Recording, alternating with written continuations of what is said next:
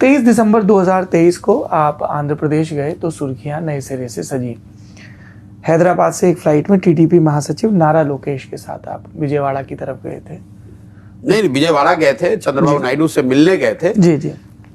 इसलिए कि हमारे हम दोनों के एक कॉमन मित्र हैं जो बड़े नेता हैं, उनका ऐसा मानना था कि एक बार आप उनसे मिल लीजिए। बहुत दिनों से ये मीटिंग पेंडिंग थी, तो मैंने उनको जाकर ये कहा। और चूंकि आंध्र के पिछले चुनाव में मैंने वाईएसआरसीपी जगन मोहन रेड्डी की मदद की थी, तो चंद्रबाबू नायडू जी का ऐसा कहना था कि इस बार मैं उनकी मदद करूं।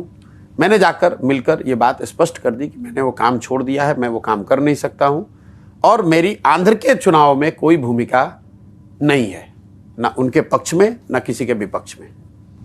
और ये बात मुझे एक हम लोग के जो कॉमन मित्र हैं उन्होंने कहा कि आप मिलकर अगर ये बात बता दीजिए। मैंने कहा मुझे कोई दिक्कत नहीं, मैं जाके मिलकर उनको बता दिया मैंने ये बात। 23 दिसंबर 2023 को आप आंध्र प्रदेश गए तो सुर्खियां नए सिरे से सजी। हैदराबाद से एक फ्लाइट में टीडीपी महासचिव नारा लोकेश के साथ आप विजयवाड़ा की तरफ गए थे। नहीं, विजयवाड़ा गए थे, चंद्रबाबू नायडू से मिलने गए थे। जी जी। इसलिए कि हमारे हम दोनों के एक कॉमन मित्र हैं जो बड़े नेता हैं, उनका ऐसा मानना था कि एक बार आप उनसे मिल लीजिए। बहुत दिनों से ये मीटिंग पेंडिंग थी, तो मैंने उनको जाकर ये कहा। और चूंकि आंध्र के पिछले चुनाव में मैंने वाईएसआरसीपी जगन मोहन रेड्डी की मदद की थी, तो चंद्रबाबू नायडू जी का ऐसा कहना था कि इस बार मैं उनकी मदद करूं।